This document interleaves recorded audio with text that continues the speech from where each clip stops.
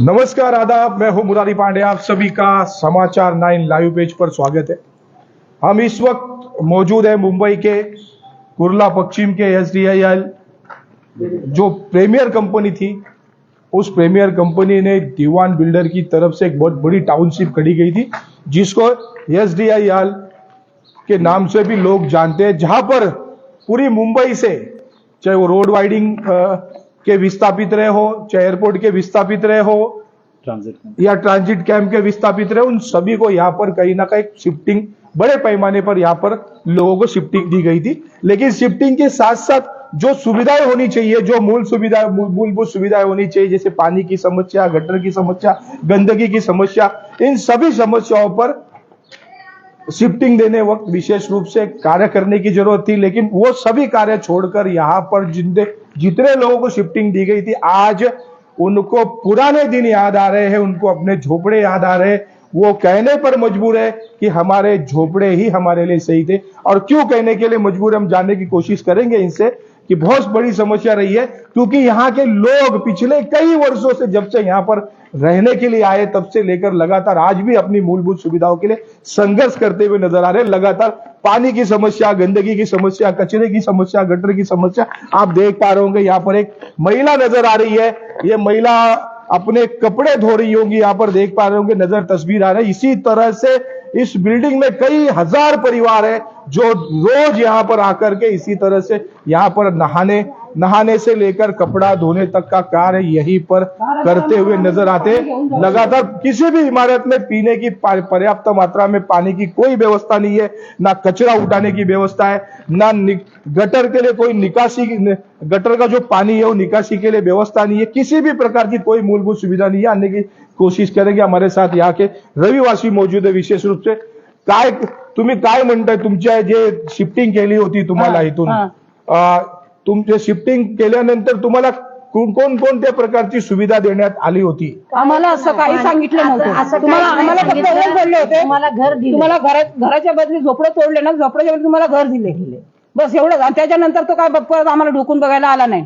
त्या घरामध्ये ना कलर होता, काही सुद्धा काय सुविधा नव्हती। अजून पण तसंच पडले, कुठल्या लाद्या तिथून आलं, 3दा या बिल्डिंगला आग लागली ना, फायर ब्रिगेड राहिला। तुम्ही आपलं जीवन जगता कशासाठी आहे तेच आम्ही दुकानमध्ये कोण काय करतोय, पण पाणी बाटली घेऊन यावं लागते, प्यायला पाणी नको। खासदार असू द्या किंवा स्थानिक कॉर्पोरेटर असू द्या, एवढा वर्षापासून तुमच्या हे समस्याचं समाधानासाठी कोणी आला का? अंगणवाडीचे अधिकारी आले तुमच्याकडे? साहेब आलते, त्यांनी खाली आम्हाला चाहूंगा, ये देख पा रहे होंगे, ये यहाँ के जो लोग हैं, SDIL के जो लोग हैं, इनका ये बाथरूम में कह सकता हूँ, बाथरूम यानी नहाने वाला स्नान गृह है। यानी जितने भी लोग हैं ये इस जगह पर आते हैं। और ये गंदगी आप देख पा रहे होंगे, चारों तरफ गंदगी नजर आ रही होगी। ठीक इसी तरह से इस टाउनशिप है, इतनी बड़ी, लोगों को, विस्थापित लोगों को शिफ्टिंग किया गया, सुविधा नहीं है, ना पानी की सुविधा है, ना किसी भी हर मूलभूत सुविधाओं से लोग अभी भी संघर्ष कर रहे हैं। क्या इन सभी विषयों पे आपका क्या कहना है? सिस्टम जो है, सिस्टम पूरी तरीके से कोलैप्स हो गया है। ये आज महिला लोगों को गांव की तरह मुंबई शहर के अंदर ओपन में नहाना पड़ रहा है। ये सिस्टम का सबसे बड़ा फेलियर है। ये सरकार पूरी तरीके से फेल हो चुकी है, इस बात का ये खुला सबूत है। ये मुंबई शहर है, देश की आर्थिक राजधानी में और बिल्डिंग जैसे एरिया के अंदर अगर महिलाओं को ओपन में नहाना पड़े तो ये शर्म की बात है। यहाँ के हर प्रतिनिधि के लिए, चाहे वो खासदार हो, चाहे आमदार हो, चाहे वो नगर सेवक हो, महिलाओं को ये सम्मान है। सम्मान के नाम पे क्या क्या कार्यक्रम लिए जाते हैं। चांदीवली में औरतों के साड़ी वाटप होता है और यहाँ पे महिलाएं ओपन में नहा रही है। हाँ, इस तरीके से सम्मान है। ये भी चांदीवली का ही हिस्सा है। हम महिलाओं के सम्मान में साड़ी बांटी जाती है, लेकिन यहाँ पे महिलाओं का सम्मान, यहाँ पे ओपन में नहाया जा रहा है महिलाओं को। ये एकदम शर्म की बात है, एकदम डूब मरने वाली बात है हर प्रतिनिधि के लिए।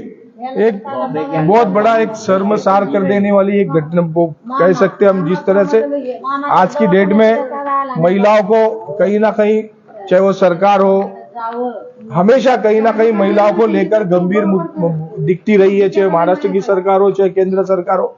लेकिन इस तरह से अगर हमारे इस विभाग की, मुंबई की महिला अगर खुले में अगर स्नान करे तो एक बहुत बड़ी शर्मसार कर देने वाला विषय है। चाहे आमदार हो, चाहे खासदार हो, चाहे MMRD हो, चाहे जितने भी सरकारी तंत्र है, वो कहीं ना कहीं इन सभी विषयों पर पूरी तरह से फेल नजर आते। देख पा रहे होंगे हजरत पठान साहब है, जिन्होंने अभी अभी MMRDA से एक जानकारी ली थी, RDI के जरिए से 17.5 करोड़ रुपए एक बिल्डिंग रिपेयरिंग के नाम पर खर्च कर दिए MMRDA ने।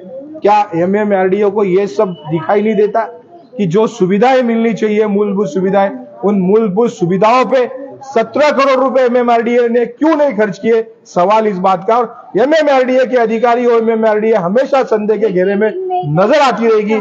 मेरे सहयोगी कैमरामैन राजेश सिंह के साथ मैं मुरारी पांडे, समाचार 9। सबसे भारी हो गया।